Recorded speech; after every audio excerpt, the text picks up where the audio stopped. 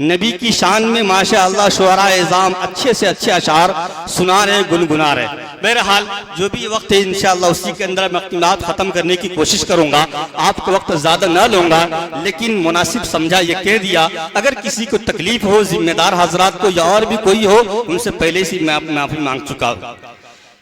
نبی اکرم صلی اللہ علیہ وسلم کی شان اقدس جو سیرت سے تعلق یہ تحفظ اوقاف کا جو مسئلہ ہے یہ بھی ایک سیرت کا ایک مسئلہ ہے. سیرت کا ایک پہلو نبی کی شان میں بس اتنی بات کہہ دوں جتنی بات ایک شاعر رسول حسان بن ثابت رضی اللہ تعالی عنہ نے نبی کے شان میں انہوں نے جو اشعار گنائے وَأَحْسَنَ مِنْكَ لَمْ تَرَقَتُ عَيْنِي وَأَجْمَلَ مِنْكَ لَمْ تَلِدِ النِّسَاءُ خُلِقْتَ مُبَرَّأً مِنْ كُلِّ عَيْبٍ كَأَنَّكَ قَدْ خُلِقْتَ كَمَا تَشَاءُ. شاعر رسول حسان بن ثابت رضی اللہ تعالی عنہ نبی کے شان میں یہ اشعار گنگناتے ہیں وَأَجْمَلَ مِنْكَ لَمْ تَلِدِ النِّسَاءُ کہ آپ جیسا حسین و جمیل آپ جیسا خوبصورت انسان کسی چشم بشر نے دیکھا نہیں. وَأَحْسَنَ مِنْكَ لَمْ تَرَقَتُ عَيْنِي وَأَجْمَلَ مِنْكَ لَمْ تَلِدِ النِّسَاءُ اور آپ جیسا حسین و جمیل انسان کسی عورت نے جنا نہیں. خلقت مبرأ من کل عیب ہر عیب سے آپ مزکا مصفا اور پاک صاف پیدا کیے گئے. کأنک قد خلقت کما تشاء اور آپ کو اسی ڈھانچے میں اور اسی شکل و صورت میں پیدا کیا جس طرح آپ چاہتے تھے. گویا کہ اللہ تعالیٰ نے آپ کی شکل و صورت اور آپ کی تمام چیزوں کو پیدا کیا.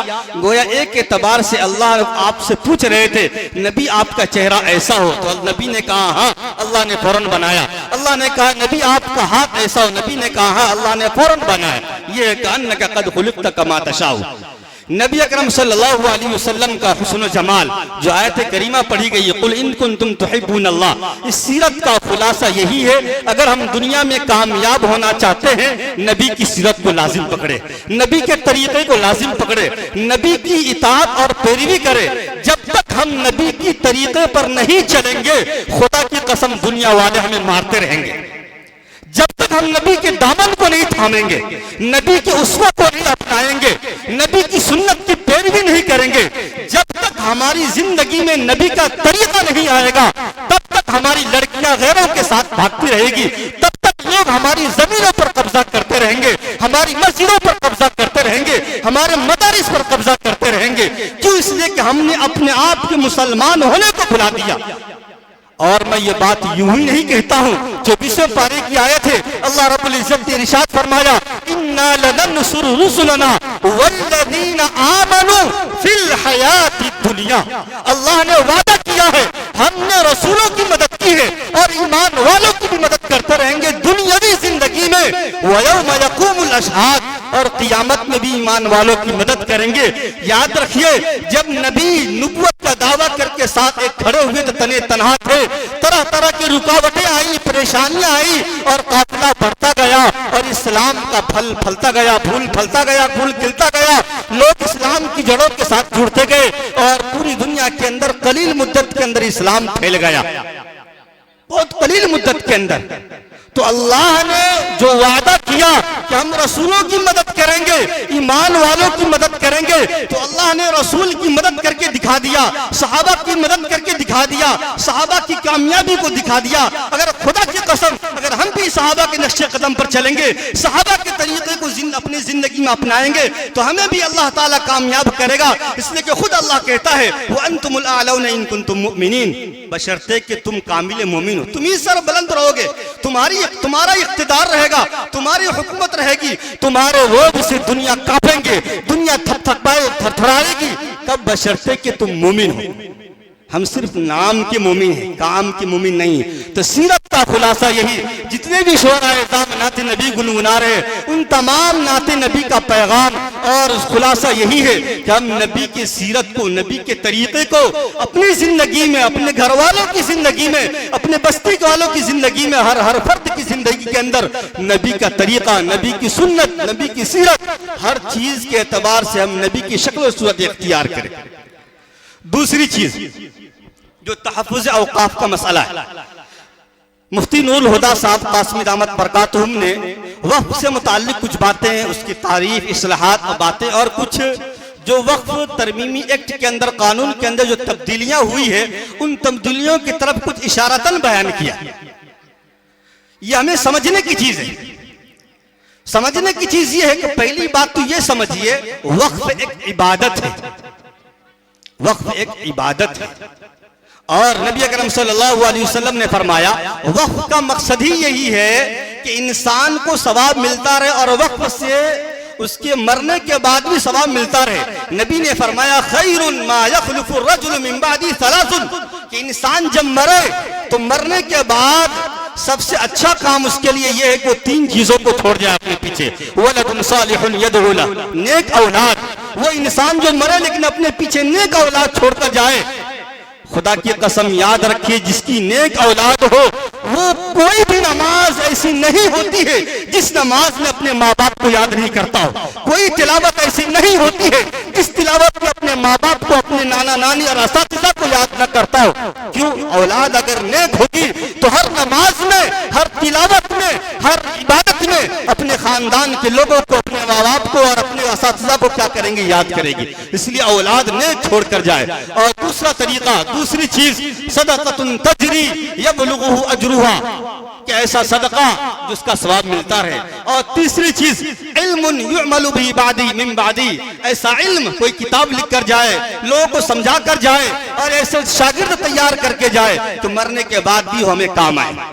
یہ وقف کا جو مسئلہ ہے، نبی کے زمانے میں بھی وقف کا سلسلہ تھا، صحابہ کے زمانے میں بھی تھا، اور زمانہ گزرتا گیا اور لوگ وقف کرتے رہے، اور ہمارے ملک کے اندر بھی لوگوں نے وقف کی، مسجدیں قائم ہوئی، مدارس قائم ہیں، عبادت گاہیں قائم ہیں، خانقاہیں قائم ہیں، مزاریں قائم ہیں وقف کی زمینوں پر۔ وقف کے لیے، وقف کے صحیح ہونے کی شرطیں بھی، انسان ایسا نہیں کہ اٹھا سو کو اٹھا وقف کر دیا، وقف کے کرنے کے لیے بھی شرطیں۔ وقف کے صحیح ہونے کے لیے بہت ساری شرطیں ہیں، ان شرطوں میں سے ایک شرط یہ ہے کہ واقف، ڈونیشن کرنے والا، وقف کرنے والا، جو زمین وقف کر رہا ہے، یا جو بھی مکان، یا جو بھی پراپرٹی، یا جو بھی سبیل، یا کوئی پانی پینے کی جگہ، یا کوئی پانی پلانے کے لیے نل، یا مہمانوں کو ٹھہرنے کے لیے مہمان خانہ، جو بھی چیز وقف کر رہا ہے وہ خود کی پراپرٹی ہو، اس پر کسی اور کا حق نہ ہو، کوئی بھائی اس پر دعویٰ نہ کرے کہ اس میں میرا حق تھا، میری زمین تھی، میرے بھائی نے وقف کر دیا، نہیں، خود کی پراپرٹی ہو، کسی اور کا اس پر دعویٰ نہ ہو۔ یہ پہلی شرط ہے۔ دوسری شرط ہے کہ وقف کرنے والا بالغ ہو، بچے کا وقف معتبر نہیں ہے، عاقل ہو، بالغ ہو، اس عاقل بالغ کا وقف معتبر ہوگا۔ تیسری شرط یہ ہے کہ وقف کرنے والا کسی وارث کو محروم نہ کرے۔ ایسا نہیں ہے کہ ایک آدمی حج کر کے آیا، اس کے اندر نیکی کرنے کا جذبہ پیدا ہوا، بیٹوں کو وراثت سے محروم کرنے کے لیے زمین کو مسجد کے نام پر وقف کر دیا، نہیں چلے گا۔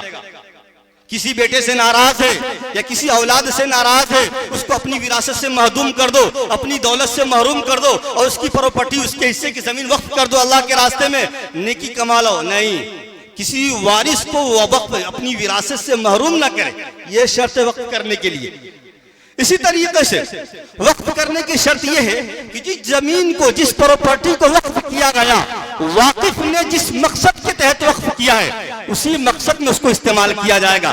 اگر کسی نے زمین مسجد کے نام پر وقف کی ہے تو وہاں پر مسجد ہی بنے گی، وہاں پر مدرسہ قائم نہیں کر سکتے ہیں، وہاں پر مکتب قائم نہیں کر سکتے، چونکہ مسجد کے نام پر وقف کیا ہے۔ اگر کسی نے مدرسے کے نام پر، مکتب کے نام پر دیا ہے تو اس پر وہی کام کیا جائے گا، دوسرا کام نہیں کیا جائے گا۔ یہ سب وقف کے صحیح ہونے کی شرطیں۔ اب یہ جو قانون بنا ہے، اس قانون سے ہمیں کیا نقصان، کچھ سمجھنے کی چیز ہے۔ پہلی چیز یہ ہے، اس قانون کے ذریعے سے جو انسان پہلے سے غلط طریقے پر قبضہ کر کے رکھا ہے، اس کا قبضہ اور مضبوط ہو جائے گا۔ اسی طریقے سے اس قانون سے سرکار کی نیت پر سوال اٹھتا ہے، اور جو بڑی بڑی کمپنیوں والے ہیں، جو بڑے بڑے بلڈر ہوتے ہیں، بڑے بڑے شہروں کے اندر جو بلڈنگ بنا کے بیچ دیتے ہیں، وہ کیا کریں گے؟ وقف کی زمین پر زبردستی سرکار کی مدد سے یا دیگر سرکاری افسروں کی مدد سے اس زمین پر قبضہ کریں گے اور بلڈنگ بنا کے یہ کر دیں گے، رہے گی زمین وقف کی لیکن فائدہ کوئی اور اٹھائے گا۔ تو یہ سب چور دروازہ کھلے گا۔ اور اسی طریقے سے جو قانون کے اندر جو شقیں ہیں ان شقوں پہ اعتراض جو بتلایا گیا کہ وہ یہ ہے کہ ایک وقف کرنے کے لیے کم سے کم 5 سال پرانا مسلمان ہونا چاہیے۔ اس کا نقصان کیا ہوگا؟ ہماری جو وقف کی زمینیں پراپرٹیاں ہیں، اگر یہ کیا کرے گی سرکار، چھان بین کرے گی کہ وقف کرنے والا جو اس نے وقف کیا تھا مسلمان بننے کے بعد کتنے سال پہلے وقف کیا تھا، مسلمان بننے کے بعد 1 سال بعد وقف کیا تھا، 2 سال بعد وقف کیا تھا، 3 سال بعد وقف کیا تھا، اگر 5 سال سے پہلے اگر کوئی نان مسلم اگر نیو مسلم بنا، نیا مسلمان بنا اور 1-2 سال کے بعد زمین کو وقف کر دیا تو سرکار اس زمین پر قبضہ کر لے گی۔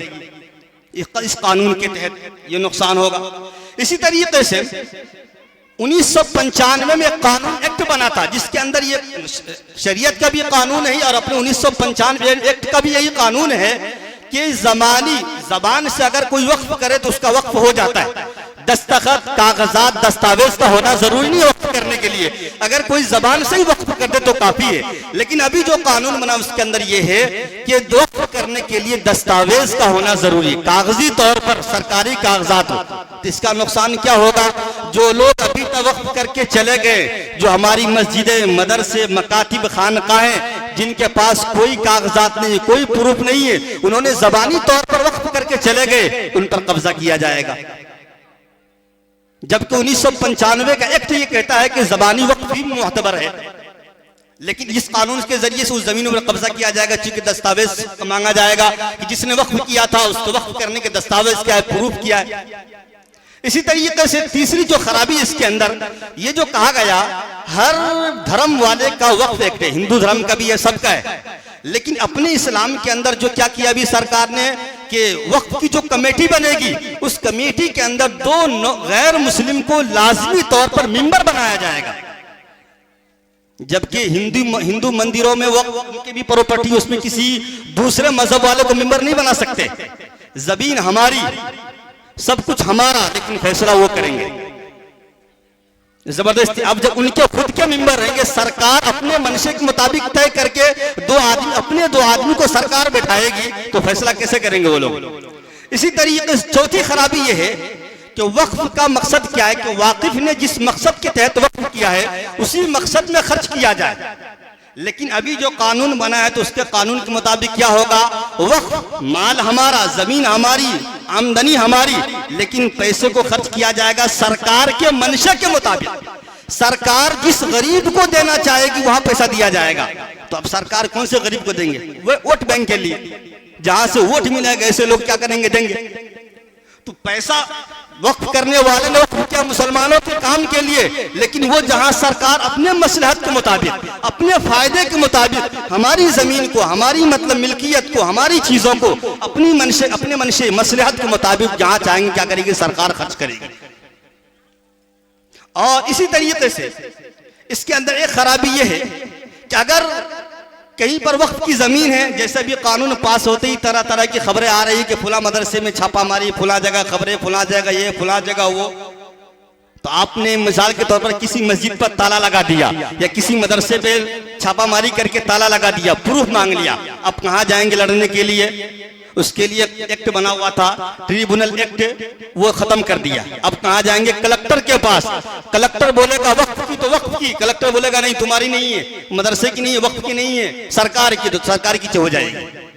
یہ سب خرابیاں جن سے ہماری زمینوں کو زبردستی ہم سے چھینا جا رہا ہے، زبردستی چھینا جا رہا ہے ہم سے، جبکہ دیگر مذہب کو اندر، اور ایسا یہ بھی نہیں، یہ ظلم ہے اور اللہ تعالیٰ ظلم کو برداشت نہیں کرتا ہے۔